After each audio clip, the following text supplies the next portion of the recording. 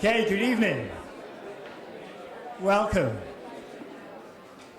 My name is Dr. Andrew Torrance, and together with Professor Judith Wolfe and Professor Eric Priest, I am one of the organisers of these James Gregory lectures. Before introducing our speaker, I should mention that the next James Gregory lecture will be from Professor Anne Pessy in October on the question, can compassion transform society? You'll be able to find out more about this lecture and other lectures on our James Gregory website. Also, you'll notice that there are surveys out and around. If there isn't one in front of you, there are some more here at the front. If you're able to fill them out and then bring them up and put them in a pile here at the front, that would be greatly appreciated. Now, to introduce this evening's speaker. Professor John Hedley Brooke was the Andreas Idrios Professor of Science and Religion and Director of the Ian Ramsay Centre at the University of Oxford. He is now an Emeritus Fellow of Harris Manchester College in Oxford. He is a former editor of the British Journal for the History of Science. He has been President of the British Society for the History of Science and also of the Historical Section of the British Association for the Advancement of Science. In 1995, he gave the prestigious Gifford Lectures in Glasgow together with Professor Geoffrey Cantor, which have been published in the book Reconstructing Nature. He served as a founding member of the Oxford Centre for the Science of Mind. He is currently president of the UK Forum for Science and Religion and is a former president of the International Society for Science and Religion. And he has published extensively in the history of science and in science and religion, including the highly regarded book Science and Religion, Some Historical Perspectives and Thinking About Matter.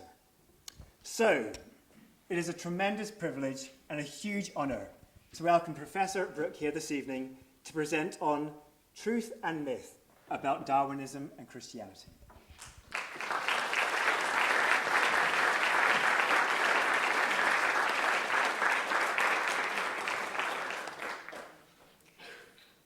Thank you, Andrew.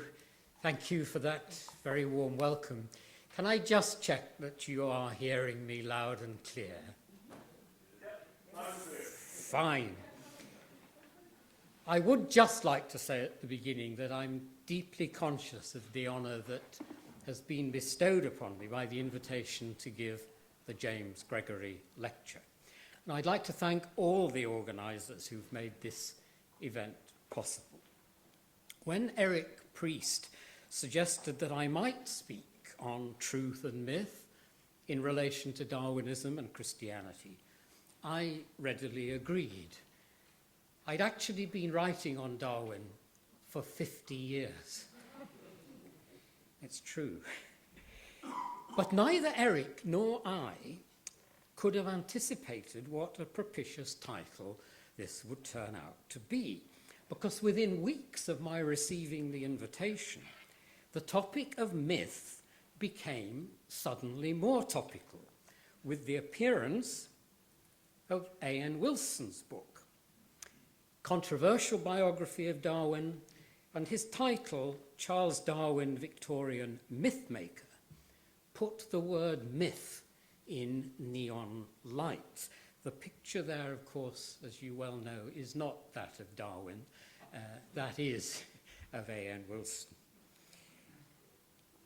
Now, despite the brilliance of much of Wilson's writing, he has successfully alienated scientific commentators through his seeming obsession with what Darwin got wrong, almost to the exclusion of what he got right.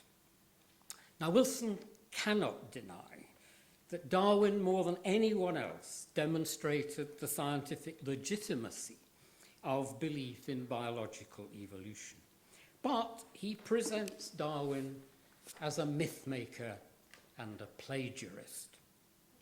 And his book offers ample scope for examining multiple levels on which myths can operate and interconnect. So in this lecture, I shall focus on the subject of myth, and I shall return to Wilson in a moment. But there are other reasons why it's a subject worth revisiting. One is that over the last 10 years or so, the history of science has been hit by a wave of myth-busting, and it may be time to take stock. In a public lecture in May 2014, the eminent historian of science, John Heilbronn, counted as many as 75 historical myths about science that had recently been exploded. Another 25 or more were due for demolition during the conference at which he was speaking. Now, 2 books in particular now account for more than 50 such acts of destruction. That's one of them, Newton's apple and other myths about science. But also its predecessor, Galileo Goes to Jail, and other myths about science and religion.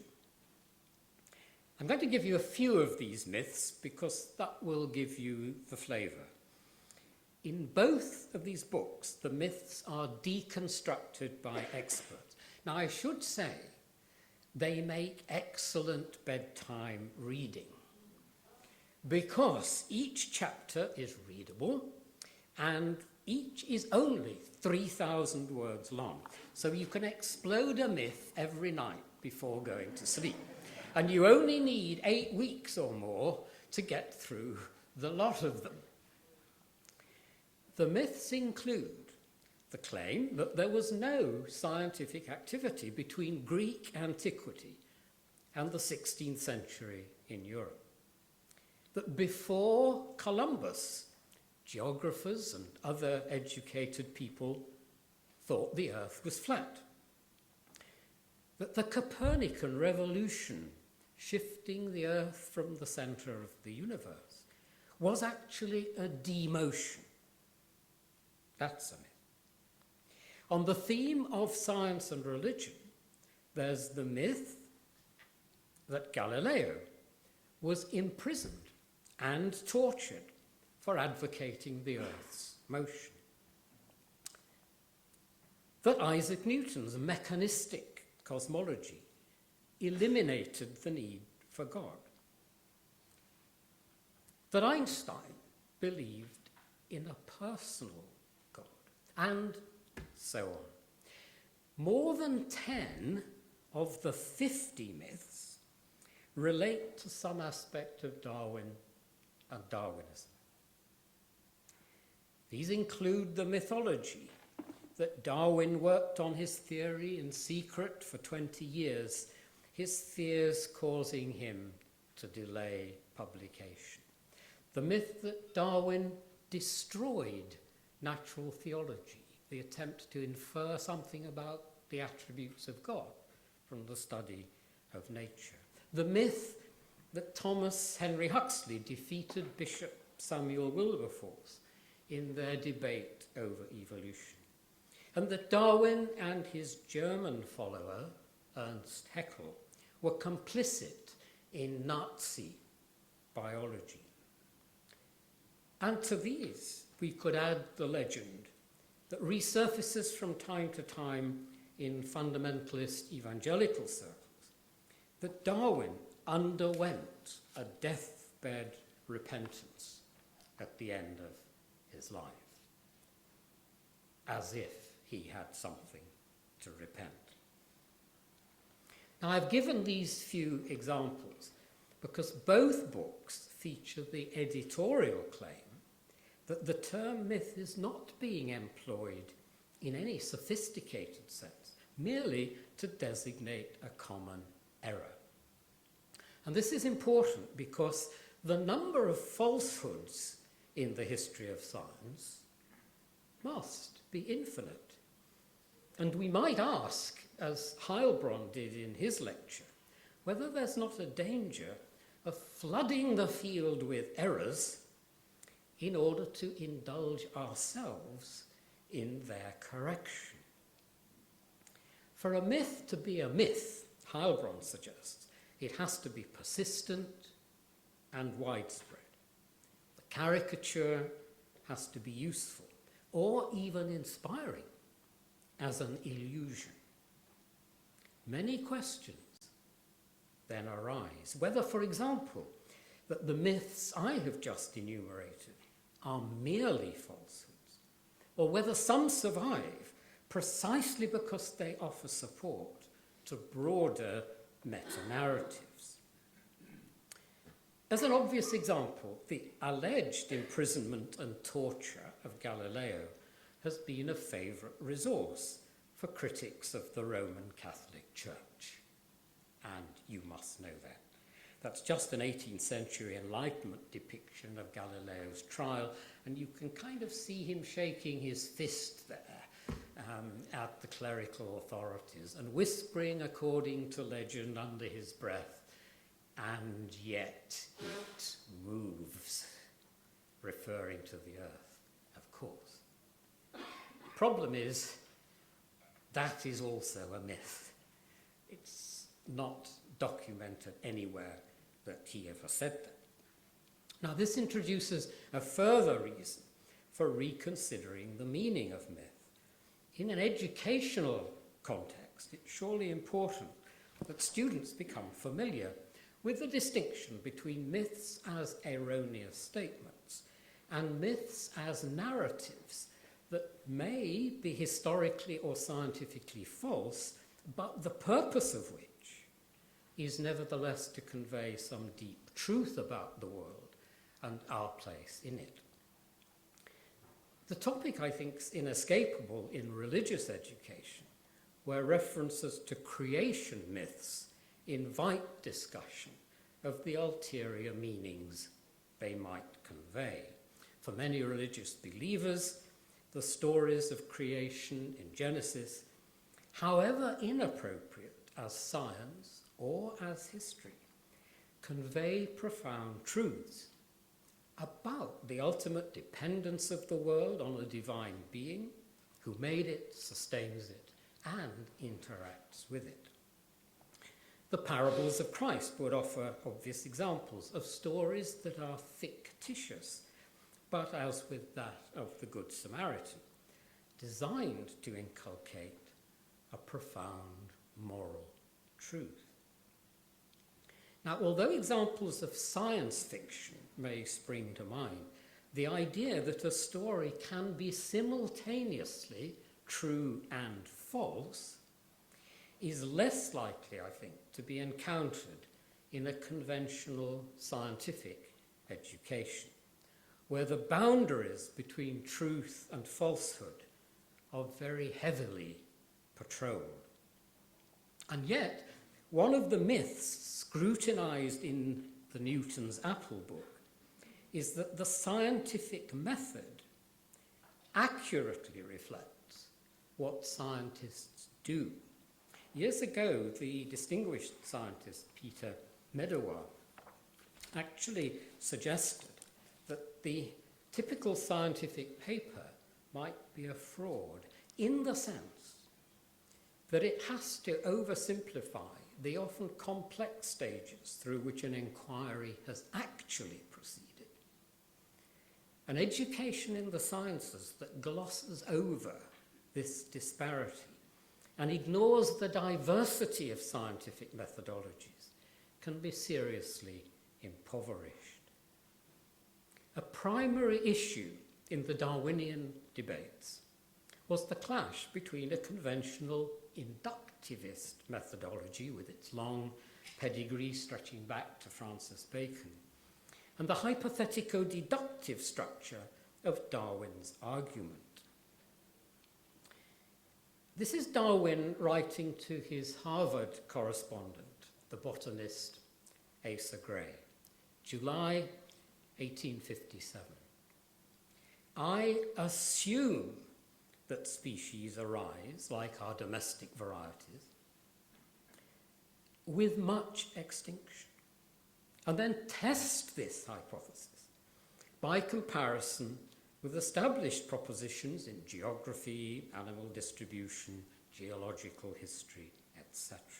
Now, this testing of a hypothesis became a perfectly respectable scientific procedure during the 19th century. But for some of Darwin's critics, it was not quite comme il faut. It was not quite English. It's time to return to A.N. Wilson and the specific context of Darwin biography. At the most basic level, Wilson uses the word myth to denote simple falsehoods. He refers to the Darwinian mythology about the Galapagos Islands. Now, historians of science have known for a long time that despite the blandishments of the tour operators, the standard story of a eureka moment during Darwin's time on the Galapagos is false. And Wilson delights in advertising this common error. Darwin did not infer, certainly not immediately, that each island had its own distinct species of finch, mockingbird, thrush. Not until he returned from his voyage on HMS Beagle did he learn, with the help of the ornithologist John Gould, that his specimens, many of which had even been mislabeled or not labelled at all, according to their island of origin, included finch varieties that were truly distinct species. Darwin did not leave the Galapagos Islands convinced in or by evolution. Myths that are merely falsehoods, though, may graduate into meta-level myths of greater moment. The story of Darwin's epiphany on the Galapagos has undoubtedly persisted because it reinforces the image of Darwin, the archetypal empiricist, constructing his theory directly from observational data. It was not that simple, and Wilson is correct to point this out. Darwin was deeply dependent on a vast array of observations, but he was also indebted to his reading, particularly of Thomas Malthus's famous essay on population. That, of course, is not a picture of a first edition of Malthus's book. Now, his famous argument, as you know, is that there was a natural tendency for human populations to grow faster than their food supply could be increased to sustain it, and with potentially devastating consequences. This shaped Darwin's thinking about a competitive struggle for limited resources endemic in nature. So I'm suggesting that Darwin's methodology was eclectic, involving detailed study of the scope of artificial selection as practiced by breeders who were seeking to accentuate particular characteristics of species under domestication. Darwin started colluding with pigeon fanciers who were very flattered to have a budding young naturalist in their midst. That's just a little depiction of pigeons which, in The Origin of Species, Darwin says, even a well-trained ornithologist would look at those species, look at those pigeons rather, and regard them as separate species. So different are they. Unless that ornithologist already knew that they were derived from the common rock pigeon. So selection under domestication, that's the pouter pigeon. It's a rather nicer picture than the previous one I showed. Darwin builds his theory in part on an analogy between what the domestic breeder could do by selection and what he believed nature could do with much more time at its disposal. And this was a really useful resource for Darwin, because if breeders could produce such changes in a pigeon in a brief span of time, how much might natural selection not achieve over countless millennia? By his own admission, as we've seen, Darwin's scientific reasoning was far more complex than simple inductivist models would imply. The manner in which myths may become sub-myths for meta-narratives is clearly visible, I think, in popular discourse on relations between science and religious belief. The endlessly repeated story of the public humiliation of Bishop Samuel Wilberforce by Thomas Henry Huxley at the 1860 Oxford meeting of the British Association. That story is delicious, and I wouldn't deny it. For those of you who perhaps don't know the story, when the bishop taunted Huxley by asking whether he preferred to think of himself descended from an ape on his grandfather's or his grandmother's side, Huxley gave him a very quick comeuppance by responding, implying certainly, that he would rather have an ape for an ancestor than a bishop.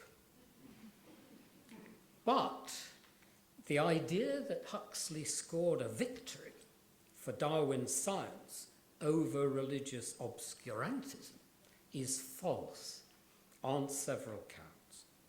As Huxley's son Leonard conceded, given the time and place, the majority of the audience would almost certainly have been on the bishop's side.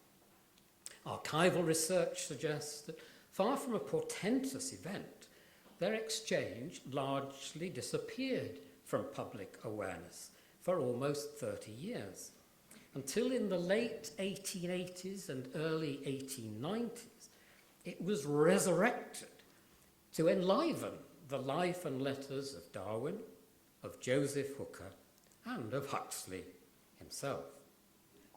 The myth then survived, and it's now become the great debate. The myth then survived precisely because it could be seized on retrospectively as a foundation myth of scientific professionalism. It supported the meta-level myth that evolution and creation were fundamentally incompatible concepts, which then enriched the super myth that science and religion must inevitably conflict. Ian Wilson, I think, is at his best when introducing nuances concerning matters of religion, and he insists correctly that Wilberforce was no scientific ignoramus. In the bishop's review of Darwin's Origin of Species, he identified what, by Darwin's own admission, were the weakest points in his theory. But then Wilson goes over the top in claiming that Wilberforce's scientific objections, such as the dearth of transitional forms in the fossil record, that those objections were not only unanswerable at the time, but, according to Wilson, have effectively remained so. His contention that Darwin himself was a myth maker takes us, I think, deeper into the landscape of myth. By what I think was an injudicious conflation of theory with myth, Wilson presents Darwin's crucial insight as something other than science, reductively a branch of political economy. After reading Malthus in September 1838, Darwin did have something of a eureka moment, as I've already implied. Darwin suddenly saw that in a competitive struggle for existence, favourable variations would tend to be preserved, the unfavourable destroyed, the favourable ones having a better chance of producing more offspring. In Darwin's own words, he had at last got a theory to work by, a theory that might explain how new species emerged from pre-existing forms through the gradual accumulation of variation. Wilson writes, another word for theory by which to work would be a myth. Now, I think that muddies the water. A working theory in science is not a myth. It's a crucial constituent of scientific practice. True, scientists have often cast their science in a narrative form, especially in the historical sciences. But Darwin understood and described his Origin of Species not as one long narrative, but as one long argument.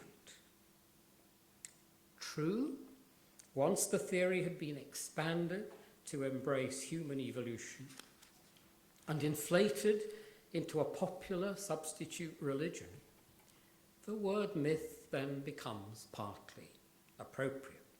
But to apply the word myth to the bare bones of Darwin's theory at its inception is, I think, misleading. It smacks to me of the language used by Darwin's religious detractors when they disparage serious science as only a theory. Darwin, says Wilson, was a self-mythologizer, one who remorselessly concealed his debt to precursors and contemporaries, who were also speculating about biological evolution. Darwin is seen as a man, and I quote, incapable of remembering at some visceral level that anyone beside himself had ever believed in evolution before 1859. Worse, says Wilson, Darwin had actually stolen his core idea from a poor pharmacist in Tooting, Edwin Blythe. I promise not to reduce this lecture to a review of Wilson's book, but he does have a particular reason for presenting Darwin as a myth maker. Darwin's naturalistic account of human evolution, eventually published in The Descent of Man, provided what Wilson calls a consolation myth for increasingly affluent and ascendant strata within Victorian society. Their consolation came in the form of liberation from the moral demands of Christian tradition. These had placed a psychological burden on the privileged to help those less fortunate than themselves.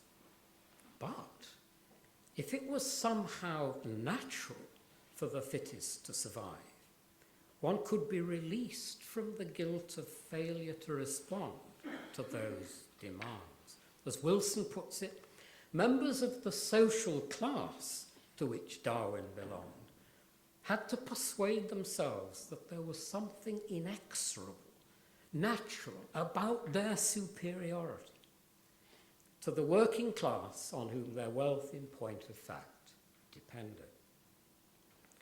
Now, class superiority was not the only kind of superiority one could talk about.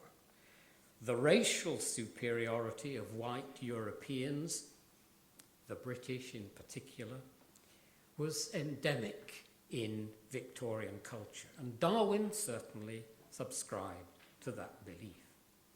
But I think Wilson himself becomes the myth maker when he implies that Darwin's provision of the consolation myth was the real reason for his theory's success.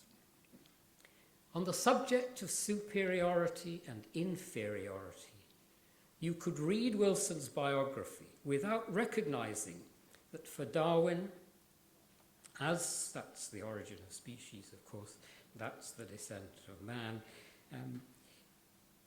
for Darwin, as for Asa Gray, Alfred Russel Wallace, one of the attractions of the idea of common descent was that it could provide ammunition against the practice of slavery.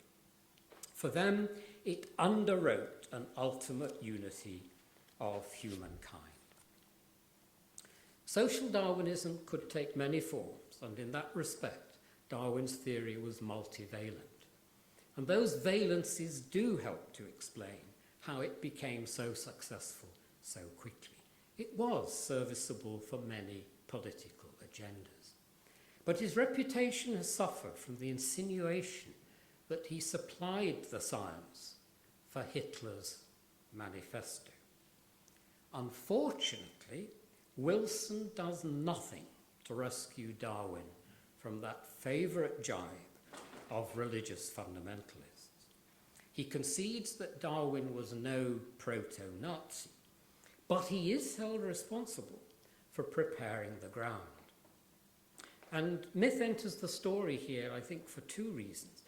Darwin's Malthusian image of intense warfare in nature is said to be a legitimating myth for racial discrimination. But I think in linking Hitler directly to Darwin, Wilson is guilty of myth in the more elementary sense of error. As Nikolaus Rupke has argued, it was an alternative, indigenous Germanic tradition of evolutionary thought on which Nazism drew. In fact, through the period of the Third Reich, Darwinism became thought of in Germany as un-German. Robert Richards has similarly protested that to implicate Darwin and Haeckel in Nazi ideology, it's just an image of Haeckel to whom I've referred from time to time, to implicate them in Nazi ideology overlooks the evidence that the racial notions of Nazism were rarely connected with conceptions of species transformation and the animal origin of all human beings. Among material explicitly condemned by the Third Reich was what it dismissed as the superficial scientific enlightenment of a primitive Darwinism and monism, such as that advocated by Haeckel. So Wilson's biography, I think, is instructive in displaying different kinds of myth. But it's also flawed in reducing later modifications of Darwin's theory simply to refutations of it. In retrospect, we can see that Darwin was the author of an unfinished product, not a fraudulent one. And I should just say, I have only just become aware of Professor Leyland's recent book with the wonderful title, Darwin's Unfinished Symphony. And I think that's a brilliant encapsulation of a whole series of ideas. There has been enrichment of the Darwinian thesis since 1859, and that enrichment continues. It doesn't mean Darwin is a fraud and the theory has been falsified. So I'm going to leave Wilson there. It's time to look for some truth about Darwinism and Christianity. It's a truth that Darwin's religious beliefs are difficult to pin down. This is because they changed over time, from Christian orthodoxy in his Cambridge years when he was preparing for the Anglican ministry, to a deistic position when writing The Origin, to his agnosticism of later years. He's also difficult to pin down because by his own admission, his views often fluctuated, and because he was anxious not to cause unnecessary offence. It's true that he renounced Christianity, but it's also true that he denied ever having been an atheist. As one of the founders of the anthropology of religion, his science was a major challenge for Christian thinkers, compounding uncertainties already set in train by historical criticism of the Bible. But it's also true that his idea of common descent was welcomed by adventurous Christian thinkers seeking liberation from naive models of divine intervention in nature. Wasn't more wisdom required to make a world that could make itself? Victorian clerics such as Charles Kingsley and Frederick Temple, later Archbishop of Canterbury, certainly believed so. And the consequence would be that biological evolution proved divisive within Christendom, but not destructive. The challenge was multifaceted, impinging on an unprecedented range of issues, from the interpretation of Genesis, the historicity of Adam, and the meaning of the fall, to the status of arguments for design, and to the role of providence in a universe permeated by random events. There were issues concerning human uniqueness, on which Samuel Wilberforce expatiated, and associated problems with what was meant by the human soul. The blood-stained trail of evolution, jarred as it would for Darwin's friend, sorry, that's Kingsley and Temple, I want George Romanes there. The bloodiness of evolution, jarred with belief in divine goodness. The reinforcement Darwin gave to a naturalistic methodology was perfectly expressed by Romanes when he insisted that whether we be theists, atheists, or agnostics in our religion, in our science, we must all be naturalists. Now, these are truths about Darwinism and Christianity. On descending into detail on Darwin's beliefs and the reception of his ideas, the myths soon begin to appear. I referred earlier to the supermyth that science and religion must necessarily conflict, and how this has been served by the submyth that the ideas of creation and evolution are essentially incompatible. I just wanted to point out that Darwin did not believe that.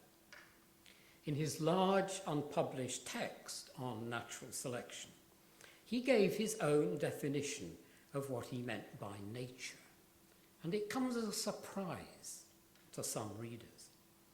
By nature, I mean the laws ordained by God to govern the universe. There was still a creator on whom the laws of nature depended for their existence. Late in life, in a letter to John Fordyce, he wrote that it seemed absurd to doubt that a man may be an ardent theist and an evolutionist.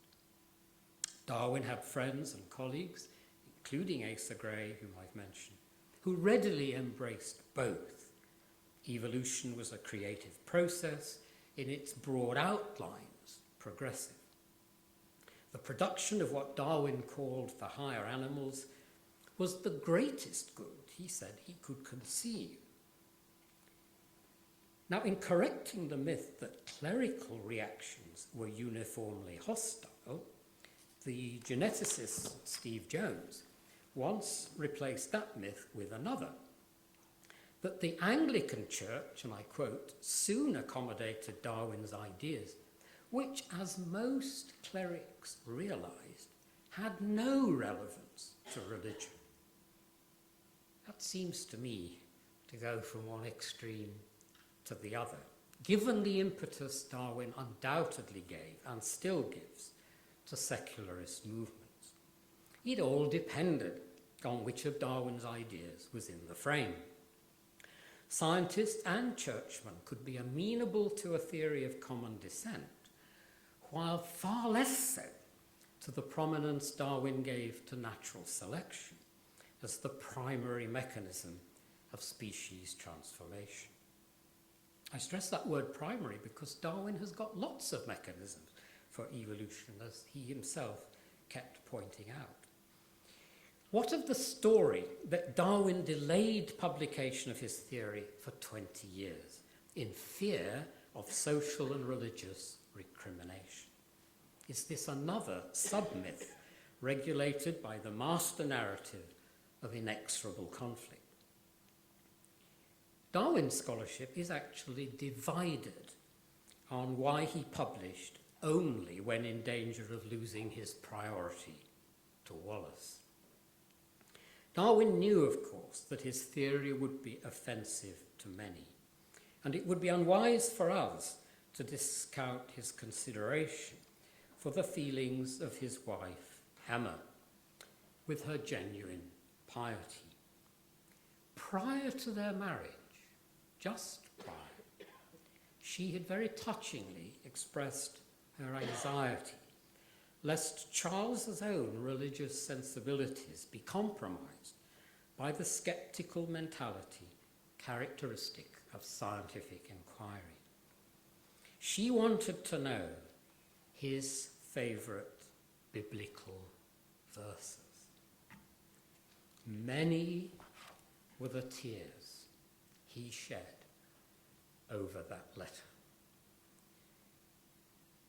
As Adrian Desmond and James Moore underlined in their biography, theories of biological evolution had been associated with radical political activists, not with respectable country gentlemen.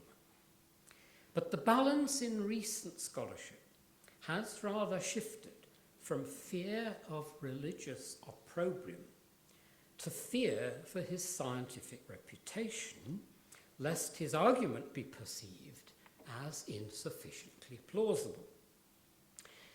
It was not until the mid-1850s that Darwin saw why natural selection would favour divergence from common ancestors, the more extreme variants developing further as they gradually occupied different niches.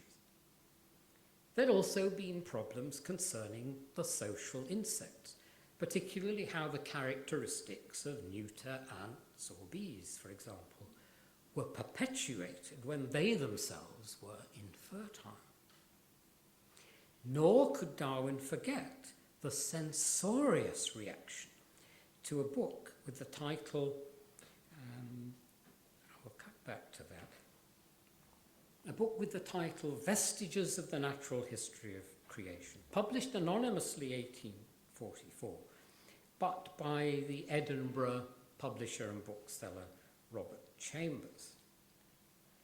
Chambers had a vision of organic development over time, but despite the book's popularity, sold like hotcakes, far more than Darwin ever sold.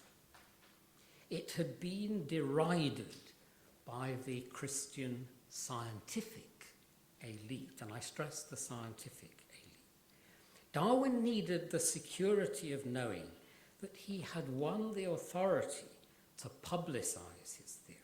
And in the most recent study of the delay, it's argued that it was the appreciation of his exhaustive study of barnacles that gave him the necessary confidence to do so. So we could say, insofar as Darwin experienced fear, it was for his scientific reputation, a fear that he had inadequate evidence, that he would be unconvincing. Because myths usually do contain an element of truth, they're especially resilient when valued for the support they give to metamyths that attract emotional as well as intellectual attachment. And I would just like to close with the myth that Darwin destroyed the argument from design, because this provides a telling example. This myth certainly does contain elements of truth. In his autobiography, Darwin declared, "The old argument of design in nature as given by Paley fails now that the law of natural selection has been discovered. It failed because there was now an immanent, natural explanation for what looked like beautifully crafted structures in living organisms. I just wanted to show you that little collage from an illustrated edition of Paley, where you can see specific organs, but refined, as it were, in such a way that they fulfilled their function in nature beautifully. So the beak of the woodpecker, the hump of the camel, the webbed feet of the goose or the swan. Now, because natural selection was a perfecting mechanism, it could simulate what for Paley had been evidence of purpose and design in the natural world. Nature, in the words of one American historian, could counterfeit design. It's a powerful statement. But though there's truth in the myth, there's also falsehood, because Paley's argument from contrivance to a contriver was not the only design argument in town.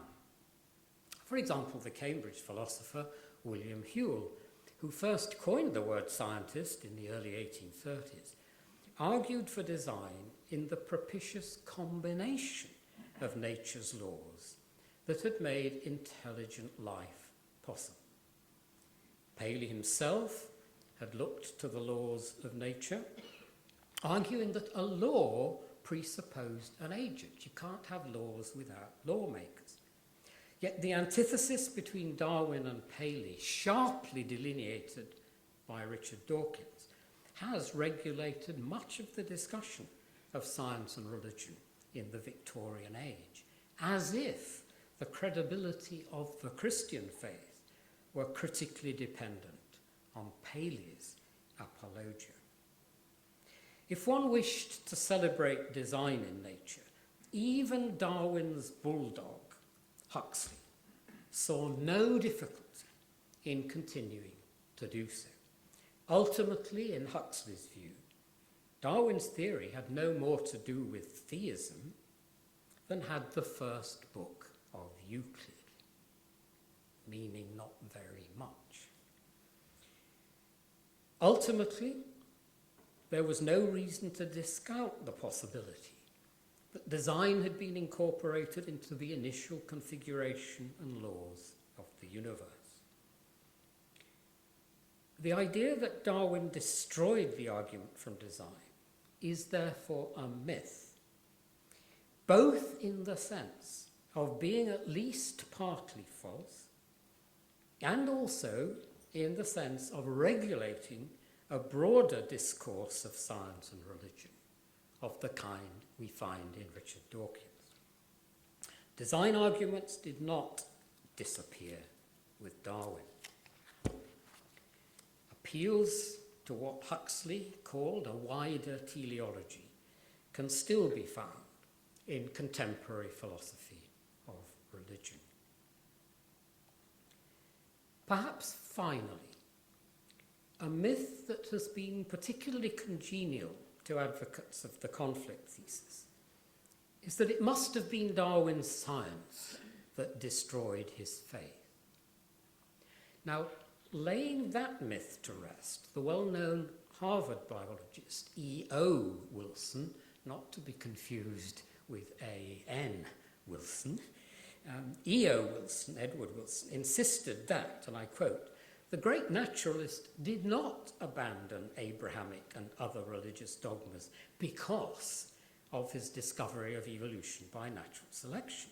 Rather, according to Wilson, the reverse occurred. The shedding of what Wilson describes as blind faith gave Darwin the intellectual fearlessness to explore human evolution wherever logic and evidence took him. As with the myth-busting of Steve Jones, the correction of one caricature leads to another." And I've come to the conclusion that myths clearly flourish when our thinking is structured by either or dichotomies. We construct too much out of polarities and polarization. Because I think a balanced account of Darwin's agnosticism has to recognize that his doubts had multiple sources. And most prominent were considerations that had little to do with his science. He revolted on moral grounds against prevalent Christian teaching on eternal damnation for the unregenerate, which would include his father and free-thinking brother Erasmus. I was speaking in St Leonard's School this afternoon and said that Charles described his father as the biggest man I ever saw, and you could perhaps see why he said that. The presence of so much suffering in the world, Darwin considered one of the strongest arguments against belief in a loving God. His indelible anguish on the death of his daughter Annie in 1851 would intimately reinforce that sensibility. Yet it would be wrong to ignore considerations that did arise from his science. He did see a connection between the progressive understanding of laws of nature and the incredibility of miracles. His science even provided epistemological grounds for agnosticism, because if the human mind is the product of evolutionary processes, could it be trusted to reach definitive conclusions on the big metaphysical and theological questions? Darwin thought not. Can the mind of man, he asked, which has, as I fully believe, been developed from a mind as low as that possessed by the lowest animal, can it be trusted when it draws such grand conclusions? I actually think that's quite a grand conclusion on which I shall finish. It certainly raises some big questions. There's much more to be said. There are many more myths and there are many more truths. But thank you for your attention.